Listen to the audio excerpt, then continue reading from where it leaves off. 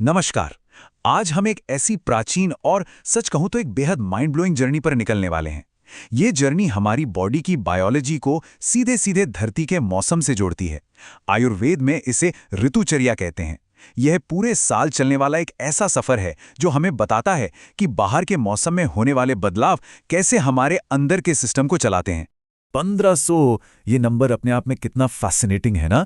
वाघ भट्ट के अष्टांग हृदय में दी गई ऋतुचर्या की शिक्षाएं आज की मॉडर्न सर्केडियन बायोलॉजी से लगभग 1500 साल पुरानी है। मेरा मतलब है, जरा सोचिए, सदियों पहले ही उन्होंने ये पूरा विज्ञान समझ लिया था कि हमारी बॉडी मौसम के हिसाब से कैसे रिएक्ट करती है। ये वाकई कमाल है। तो चलिए फटाफट आज के इस एक्सप्लेनर का एक रोड मैप तैयार कर लेते हैं। हम स्टार्ट करेंगे 6 ऋतुओं के ब्लूप्रिंट से। फिर हम देखेंगे आदान काल, यानी वो समय जब हमारी एनर्जी कम होती है। उसके बाद विसर्ग काल, जो हमारी स्ट्रेंथ को वापस बनाता है। और अंत में हम बात करेंगे ऋतु संधि की, जो इन बदलावों के बीच का एक जरूरी बफर जोन है। तो शुरुआत करते हैं हमारे पहले हिस्से से, जहां हम इस प्राचीन टेक्स्ट के कुछ बेसिक रूल्स को समझेंगे।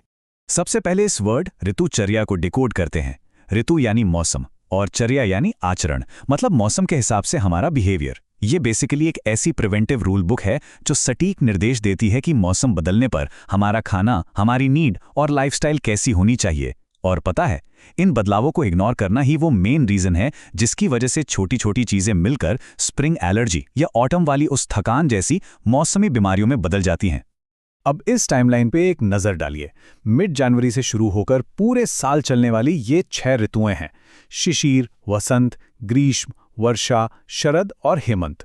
हम चाहे कितने भी एसीज और हीटर क्यों ना लगा लें, सच्चाई ये है कि हमारी कोर बायोलॉजी आज भी इन्हीं मौसमों के हिसाब से ही चलती है।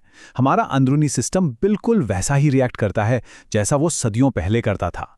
चलिए अब साल के पहले उस बड़े हिस्से की तरफ बढ़ते हैं जहां हमारी बॉडी की ताकत और नमी को प्रैक्टिकली लगातार निचोड़ लिया जाता है। इसे आदान काल कहते हैं। आदान और विसर्ग काल को कंपेयर करना बड़ा इंटरेस्टिंग है। लेफ्ट में देखिए आदान काल है। ये पूरी तरह से सूर्य प्रधान यानी सन ड्रिवन है। ये बिल्कुल आग की तरह है जो हमारी स्ट्रेंथ को कम करता है, और इसीलिए इस दौरान हमारी बॉडी कड़वे, कसैले और तीखे स्वादों की तरफ अट्रैक्ट होती है।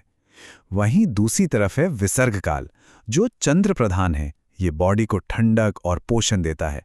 इसे एक पानी के रिजर्वेयर की तरह सोचिए, जो आदान काल में खाली होता है और विसर्ग काल में आकर फिर से फुल हो जाता है।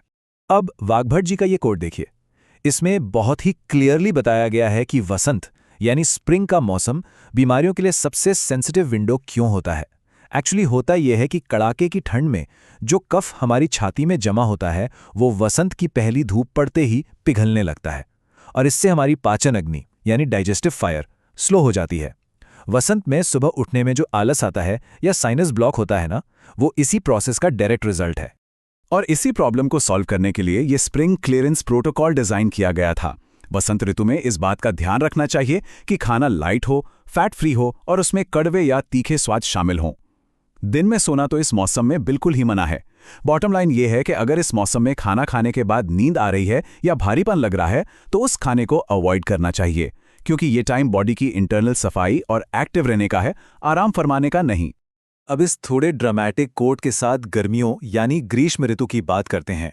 सूर्य की किरणें इस वक्त इतनी पावरफुल हो जाती हैं कि वो सच में विनाशकारी लगने लगती हैं। इस चिलचिलाती गर्मी में प्रैक्टिकली स्पीकिंग हमारे शरीर की ताकत पूरे साल के कंपैरिजन में अपने एब्सोल्यूट लोएस्ट पॉइंट पर आके गिर जाती है। इसीलिए ये समर सर्वाइवल गाइड आपके बहुत काम आएगी। मीठे और ठंडे लिक्विड्स लेना, खस की खुशबू वाला मिट्टी के घड़े का पानी और सत्तू पीना, ये सब लिटरली उस गर्मी की थकान से लड़ने के क्लिनिकल इंटरवेंशंस थे। और सुनिए, पूरे साल में ये अकेली ऐसी ऋतु है जिसमें दिन के टाइम पावर नैप्स लेने की ऑफिशियल परमिशन दी गई है। हल्के कपड़े पहनना और ठंडी खुशबू वाले फूल सूंघना उस जमाने में गर्मी को बीट करने का एक मेडिकल तरीका हुआ करता था, है ना कमार? ओके, अब इस सफर को साल के दूसरे हिस्से की तरफ मोड़ते हैं। इसे विसर्ग काल कहते हैं। यहां से कंट्रोल चंद्रमा के पास चला जाता है और धरती खुद को हील करना और ताकत बटोरना शुरू कर देती है। देखिए, वर्षा ऋतु यानी मॉनसून में हमारी डाइजेस्टिव फायर साल की सबसे कमजोर स्टेट में होती है। इसीलिए तब उबले हुए पानी और पुराने अनाज का सहारा लिया जाता है। उसके ठीक बाद आती है शरद ऋतु यानी ऑटम। इसमें पित्त इतनी तेजी से शूट अप होता है कि स्किन पर रैशेस तक आ जाते हैं।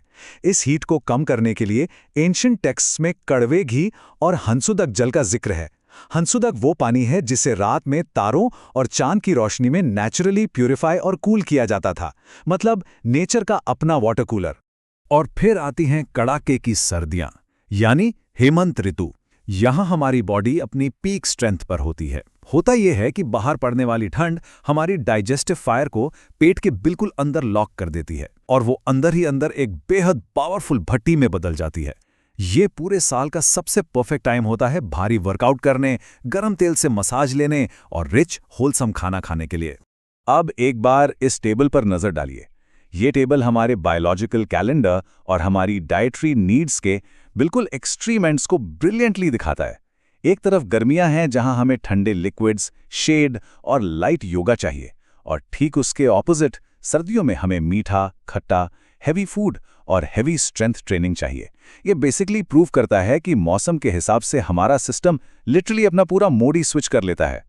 चलिए अब इस एक्सप्लेनर के सबसे क्रूशल और फाइनल सीक्रेट की तरफ बढ़ते हैं, और वो ये है कि इन बिल्कुल ऑपोजिट मौसमों के बीच के इस जंप को सेफ तरीके से कैसे सरवाइव किया जाए। इसे ऋतु संधि कहते हैं। ये दो मौसमों के बदलने के बीच का एक बहुत ही इंपॉर्टेंट 14 दिन का बफर जोन है, जिसमें जाते हुए मौसम के आखिरी 7 दिन और आने वाले मौसम के शुरुआती 7 दिन शामिल होते हैं। देखिए, मौसमी बीमारियों से बचने का असली राज सिर्फ 6 मौसमों को जानना नहीं है, बल्कि इस 14 दिन के ग्रेजुअल यानी धीरे धीरे हैंडओवर को ठीक से मास्टर करना है। डाइटरी जेट लैग सुनने में थोड़ा मॉडर्न लग रहा होगा, पर इस कॉन्सेप्ट को समझना बहुत जरूरी है। प्राचीन आयुर्वेद में इसे असात्म्य कहा जाता था। ये आज की उस प्रॉब्लम से बिल्कुल मैच करता है जहां हम बस एक ही वीकेंड में अपनी पूरी डाइट और रूटीन चेंज कर डालते हैं। रातों रात किए गए इन सडन चेंजेस से हमारी बॉडी को आदत नहीं होती और हम बीमार पड़ जाते हैं। तो इस ऋतु संधि को फ्लॉलेसली एग्जीक्यूट कैसे करें? इसके 3 सिंपल प्रैक्टिकल स्टेप्स हैं। पहला, जब भी मौसम बदलने वाला हो, अपने कैलेंडर में मंथ का मिड पॉइंट मार्क कर लें। दूसरा, 7 दिन पहले से ही अपनी डाइट में नई चीजों को थोड़ा थोड़ा स्वैप करना शुरू करें। और तीसरा, नया मौसम आने के बाद भी पहले 7 दिनों तक पुरानी आदतों को एकदम से छोड़ने के बजाय उन्हें थोड़ा होल्ड करके रखें। इस तरह हमारे गट माइक्रोब्स और एंजाइम्स को नए मौसम में सेट होने का प्रॉपर टाइम मिल जाता है। इस पूर्ण स्वाद के सिद्धांत को देखिए, ये एक बहुत इंपॉर्टेंट पॉइंट क्लियर करता है। हमें किसी भी फ्लेवर या स्वाद को पूरी तरह कट ऑफ नहीं करना है। 6 के 6 स्वाद हर दिन लेना हेल्थ के लिए आइडियल है। हम बस इतना कर रहे हैं कि मौसम की डिमांड के हिसाब से अपनी डेली डाइट को किसी स्पेसिफिक स्वाद की तरफ थोड़ा सा टिल्ट यानी झुका रहे हैं। किसी चीज को पूरी तरह सब्स्टिट्यूट नहीं कर रहे हैं। और अब इस पूरे विश्लेषण को हम एक आखिरी गहरे सवाल के साथ खत्म करेंगे। जरा सोचिए, अगर हमारी पूरी बायोलॉजी नेचुरली इन मौसमों के साथ बैलेंस बनाकर चलने के लिए ही डिजाइन की गई थी, तो हमारे शरीर का क्या होता है जब हम साल के 12 महीने बंद एयर कंडीशन कमरों में ये दिखावा करते हुए बिता देते हैं कि बाहर मौसम जैसी कोई चीज बदल ही नहीं रही? ये एक ऐसा सवाल है जो हम सबको अपनी लाइफस्टाइल को एक अलग नजरिए से देखने पर मजबूर कर जरूर करेगा।